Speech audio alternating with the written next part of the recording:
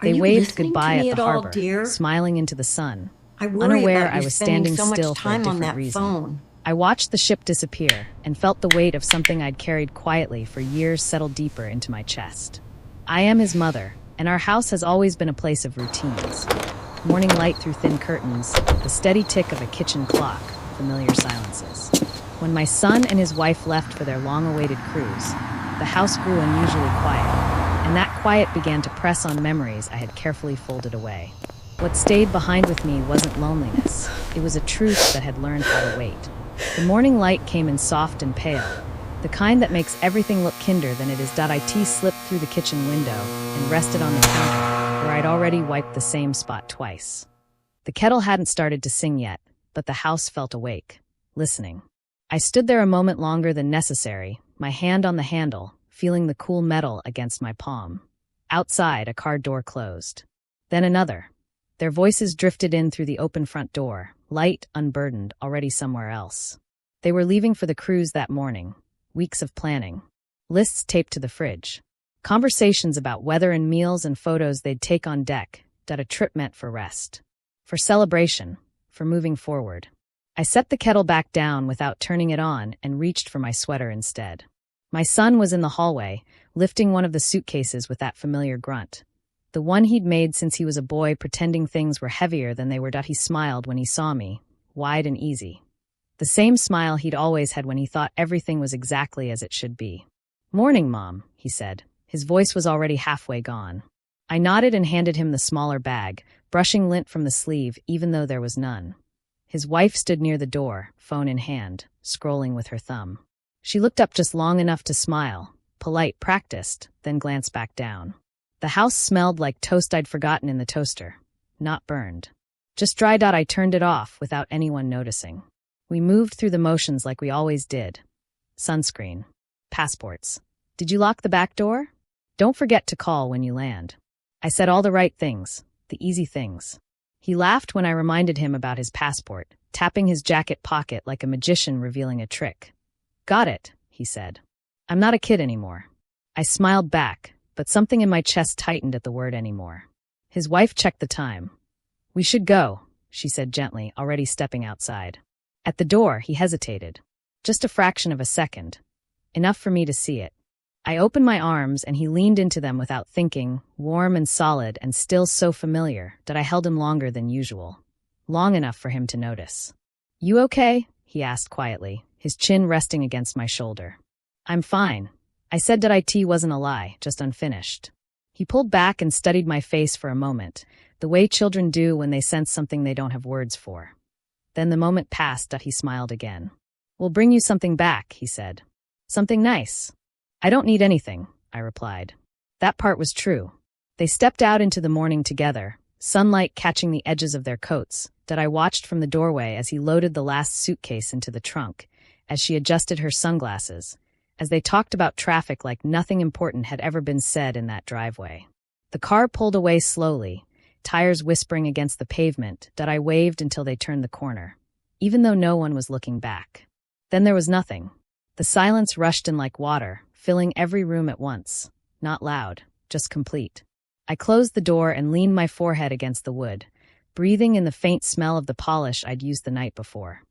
The house felt larger without them, or maybe smaller, I couldn't tell. In the hallway, his shoes were still by the wall, toes pointing slightly outward the way he always left them. I didn't move them, I stepped around them instead.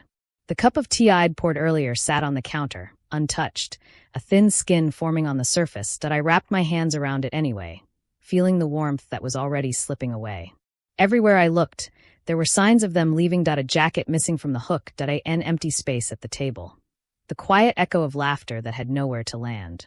I carried the cup into the living room and sat down slowly, like the floor might give way if I moved too fast. The couch creaked beneath me, the same sound it had made for years, as if it recognized my weight. I stared at the front door, half expecting it to open again. It didn't. Outside, a bird landed on the fence and then flew off just as quickly. A neighbor's lawn mower started up somewhere down the street. Life, continuing without asking permission. I thought about the hug again, how his shoulders felt under my hands, how easy it would have been to say something else. But mornings like that don't feel like the right place for heavy truths. They feel like they belong to sunlight and promises and open water. I set the tea down on the coffee table without drinking it. The clock on the wall ticked steadily, marking time the way it always had, indifferent to departures. I walked through the house slowly, touching the back of chairs, smoothing the edge of the quilt folded at the end of the bed. Each room held its breath as I passed, as if waiting for me to decide what came next. In the quiet, memories stirred, not loud, not sharp, just present.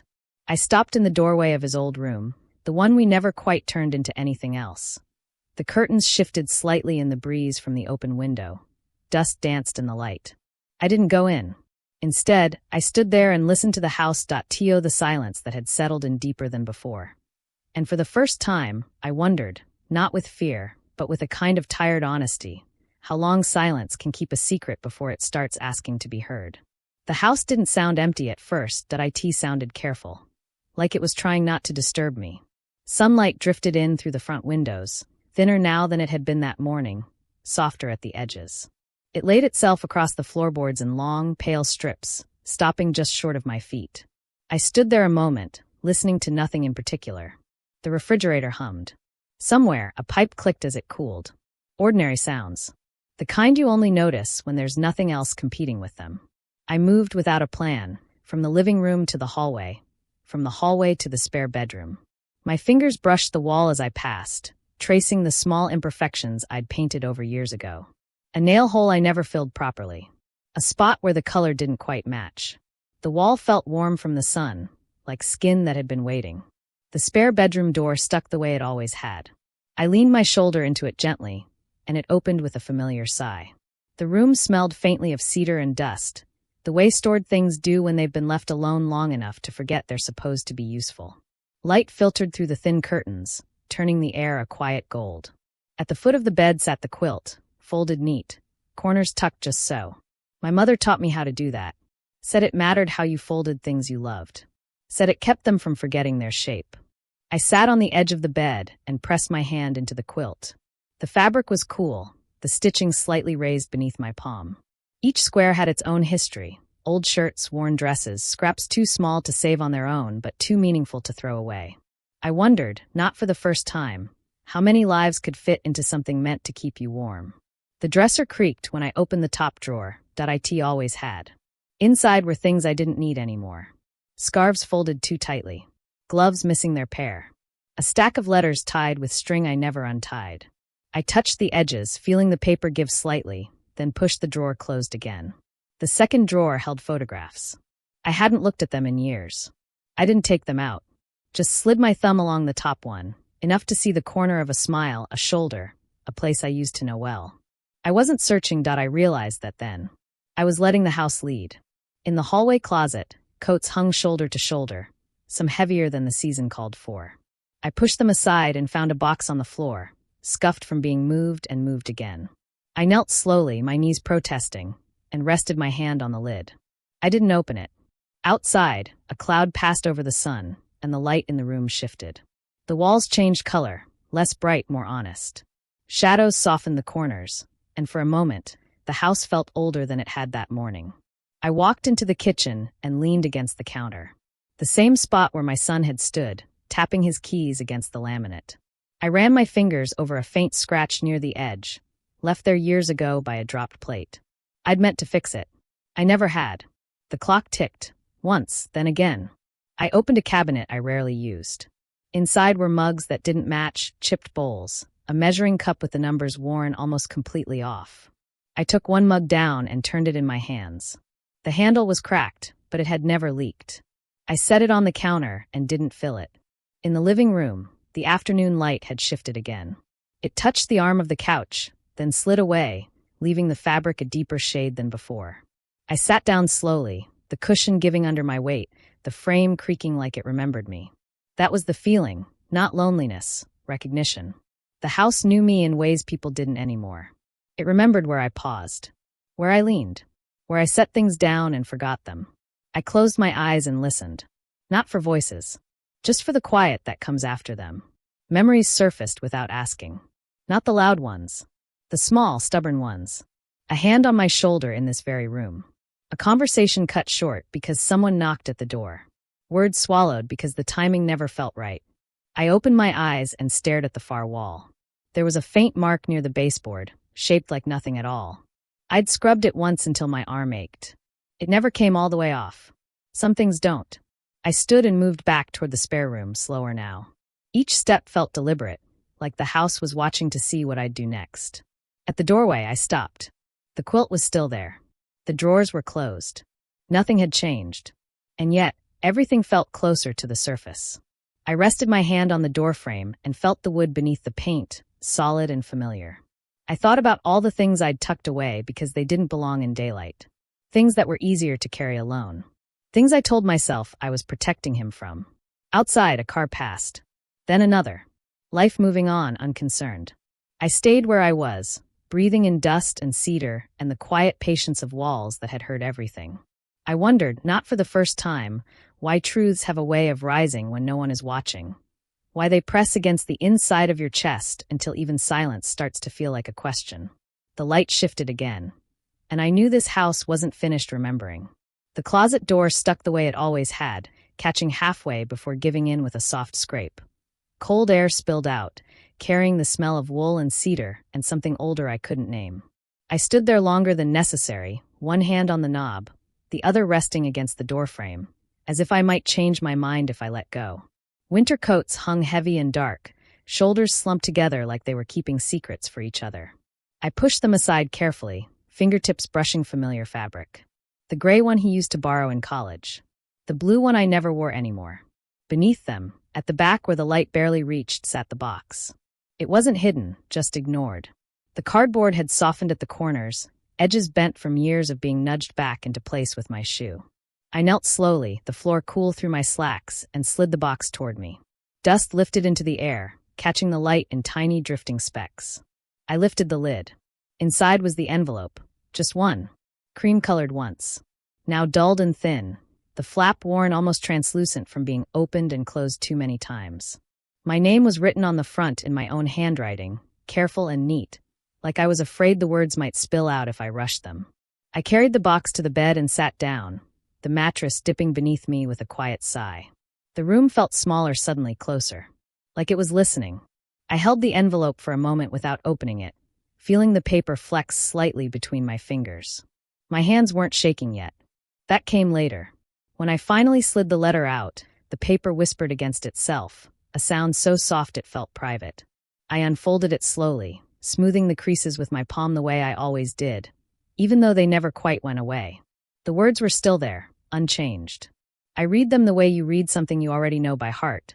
Slowly, carefully, like the meaning might shift if you don't give it enough time. The ink had faded just a little, but the sentences held. They always did.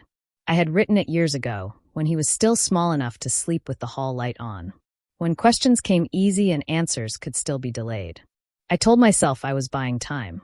I told myself I was protecting him. The letter spoke of choices, of nights when fear felt louder than reason, of promises made quietly to myself, when no one else was listening. I remembered the way my hands had trembled then too, pen hovering over the page, unsure which truth belonged there and which one needed to stay hidden. I remembered stopping more than once, staring at the wall, listening for footsteps that never came. On the bed, sunlight crept closer, touching the edge of the quilt. I could hear the house settling around me, a soft creak in the walls, a distant hum from outside. Everything moving forward while I stayed right where I was. The letter didn't accuse me, .it didn't forgive me either. It simply explained. I read the part about love twice. How it can make you brave and afraid at the same time. How it can convince you that silence is safer than honesty, especially when the truth feels too big for a child's hands. My throat tightened, but I didn't cry. I never did when I read it. Tears felt like something that belonged to a different version of me. I folded the letter carefully along the old lines, pressing the creases flat with my thumb. That's when my hands started to shake. Not badly, just enough to notice. I placed it back inside the envelope and slid it into the box, setting it exactly where it had always been. Behind the coats. At the back, where it could wait without asking questions. The lid went on softly, too softly. I sat there with the box on my lap, staring at nothing in particular. The room felt heavy now, like the air had thickened. I thought about my son on the ship, the way he'd smiled that morning, already imagining a horizon that never seemed to end. I wondered what he would hear if he read those words now, whether he would understand the fear underneath them, whether protection, after all this time, still looked like love. I stood and returned the box to its place, pushing the coats back into line. The gray one brushed my arm. I left it crooked. When I closed the closet door, it caught again before shutting, the sound sharp in the quiet room. I leaned my forehead against it for a moment, breathing in, breathing out, feeling the wood solid beneath my skin. Silence settled back around me, but it felt different now. Less patient, like it had noticed me noticing it. I walked to the window and looked out at the afternoon light stretching across the yard. The tree near the fence swayed slightly, leaves catching and releasing the sun. Ordinary things. Steady things. I pressed my hand to the glass, feeling the faint warmth there, and asked myself the question I'd been circling for years without ever landing. At what point does silence stop being kindness? I didn't answer it. Not yet. Behind me, the closet stood closed, the box inside it waiting the way it always had. But I could feel it now, the weight of it, no longer tucked away quite as deep as before. Some things are patient, until they aren't. And as the light shifted again, I had the quiet, unsettling sense that the letter had waited long enough. The sun had already slipped behind the houses across the street when the phone rang. That brief moment when the sky holds onto its color just a little longer than it should. Blue fading into gray. The kind of light that makes everything feel unfinished. His name glowed on the screen. I didn't answer right away, but I let it ring once more, my thumb hovering, as if that small pause might give me time to decide who I needed to be when I picked up. The lamp beside the couch was still off. The room was dim, edges softened by evening. I could hear the distant sound of a neighbor's television through an open window, laughter canned and hollow. Somewhere outside, a car passed slowly. I answered. "Mom," he said, and his voice came through bright and loose, like it had been rinsed clean. "You should see this place." I closed my eyes and leaned back into the couch. The cushion dipped the way it always did, a familiar give that I could picture him without trying. The way he stood when he was relaxed. Shoulders loose. Smile easy. He talked about the ocean first. How endless it looked from the deck. How the water changed color depending on the hour. He mentioned the food, the way everything felt indulgent and slightly unreal, like time didn't move the same way out there. "It's strange," he said lightly. "Like nothing matters beyond the next meal." I smiled, though he couldn't see it. "That sounds nice," I said. And it did. In the background, I could hear a faint clink of glass. Voices layered over one another. Music low and distant. A world far away from the quiet room I was sitting in. He kept talking. About the breeze at night. About how the air smelled like salt and something sweet he couldn't name. He laughed once, soft and unguarded. Then there was a pause. Not long, just long enough. "You know," he said, almost as an afterthought, "I heard something today. Kind of strange." My hand tightened around the phone. "Oh," I said. The word felt heavier than it should have. He didn't answer right away. I imagined him leaning against a railing, looking out at water that didn't care what stories it carried. "There was this older couple at dinner," he continued. "They were talking about home, about where they grew up, and they mentioned a name. He said it casually, too casually. A name I hadn't heard spoken aloud in years, a name that had lived quietly in the back of my mind, never quite fading, never quite surfacing either. The room seemed to draw in around me. The walls felt closer, the air thicker. I shifted on the couch, my feet pressing flat against the floor like I needed to ground myself. "That name doesn't mean anything to you, does it?" he asked, his tone still light. Curious. Unaware. I stared at the darkened window across the room. My reflection looked back at me, faint and distorted, layered over the night outside. "I don't know," I said carefully, and even to my own ears it sounded like walking on thin ice. He went on, filling the space I didn't, talking about how the couple said it with such certainty, like everyone should recognize it, like it belonged to a story already agreed upon. "I just thought it was odd," he said. "The way they talked about it, like it explained something." My mouth felt dried out. I swallowed. "People like to tell stories," I said. The words were true, they just weren't complete. He hummed softly on the other end, considering. I could hear the ocean then, faint but unmistakable. A low, steady sound. Endless. Patient. "Yeah," he said. "I guess they do." Another pause settled between us. This one heavier. Waited. I could feel the letter in my mind. The envelope. The box. The years it had waited without complaint. My fingers pressed into the fabric of the couch, feeling the worn thread beneath them. "Everything okay back home?" he asked suddenly. The question landed gently, but it landed. "Yes," I said that I didn't add anything else. He didn't push. That was the thing about him. He never had. He trusted the spaces people left. "Well," he said after a moment, his voice lifting again, "I just wanted to check in. I'll call you again tomorrow." "I'll be here," I replied. "I know," he said and smiled into the phone. I could hear it this time. "Good night, Mom."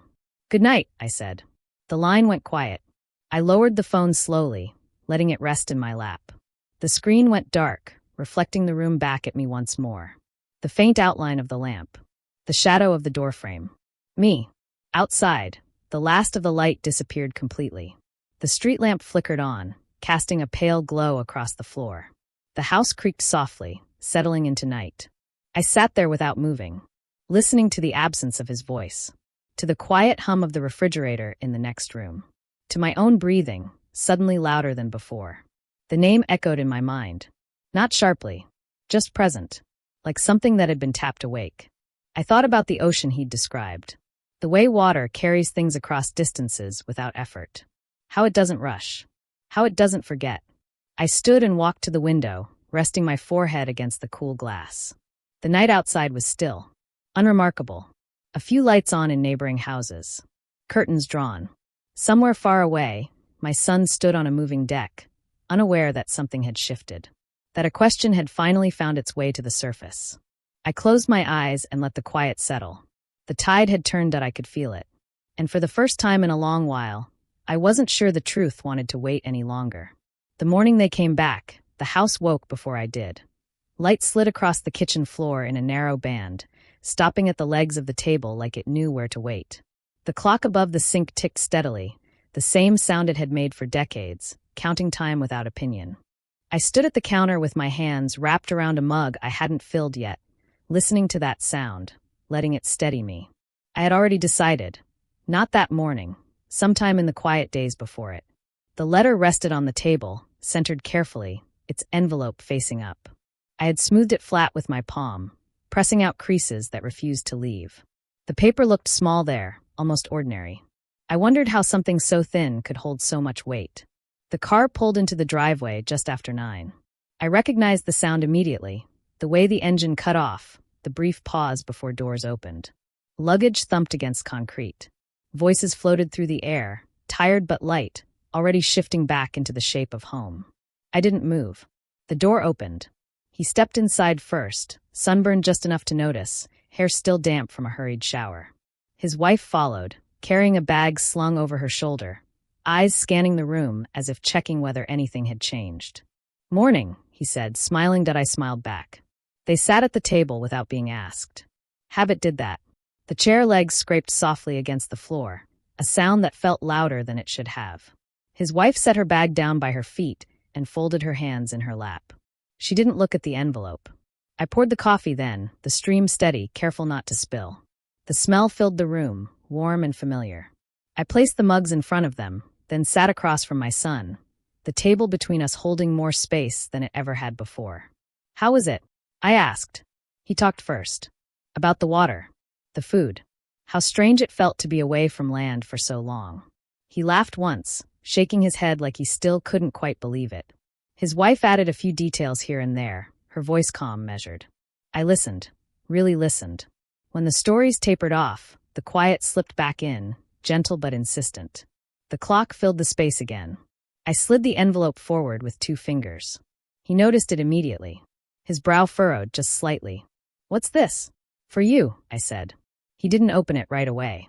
He picked it up, turning it over once, then again like he was checking to see if it might explain itself. His wife looked at him, then at me, her face giving nothing away. "It's something I should have given you a long time ago," I added. The clock ticked. He opened the envelope slowly. I watched his hands, how sure they were at first, then less so. He unfolded the paper, smoothing it the same way I always had, and began to read. At first, his expression didn't change. His eyes moved steadily across the page, brow relaxed. Then something shifted. A pause. A breath held a moment too long. His shoulders stiffened, then softened again. He looked up at me once, searching, then went back to the words. The room felt very still, like it was holding its breath with us. I didn't speak while he read. I didn't explain. The letter had already done that, in the careful way I'd chosen years ago. It spoke of choices made quietly, of fear that didn't look like fear at the time, of love that didn't know how else to protect. When he finished, he didn't say anything right away. He folded the paper once, then again, aligning the edges with more care than necessary. His wife leaned closer, reading over his shoulder, her eyes scanning the lines quickly, then more slowly. I watched her face, but it stayed unreadable. "Why didn't you tell me?" he asked finally. His voice wasn't sharp, just honest. "I didn't know when," I said. "And then, I didn't know how." He nodded once. Not in agreement, just acknowledgement. The clock ticked again. Somewhere outside, a bird called, then went quiet. "I thought," I continued, choosing each word carefully, "that keeping it from you would make things easier. That it would let you grow without carrying something you didn't need yet." His wife spoke then, her voice soft. "You thought you were protecting him." I met her eyes. "Yes." She nodded slowly, considering. She didn't look at me again after that. She looked at the letter instead. My son leaned back in his chair, exhaling through his nose. "I wish I'd known sooner," he said. "But I understand why you waited." The word landed gently. Understand. Something in my chest loosened, just a little. Not relief exactly. More like space. "I never wanted it to feel like a lie," I said quietly. "Just unfinished." He reached across the table then, resting his hand over mine. His grip was warm, steady. "Familiar. You did what you thought was right," he said. "That counts for something." His wife stood and began unpacking quietly, giving us room without saying so. The sound of drawers opening and closing filled the edges of the silence. We sat there a while longer, hands still touching, the letter resting between us like something finally allowed into the light. When he stood to leave the room, he took the envelope with him. Not tucked away. Just held. I stayed at the table after they'd gone, the clock still ticking, the light shifting slowly across the floor. The house felt different now. Not lighter. Just honest. Some silences break like glass. This one opened like a door. And as the morning moved on, I understood something I hadn't before. That telling the truth hadn't ended our family's story. It had finally let it breathe.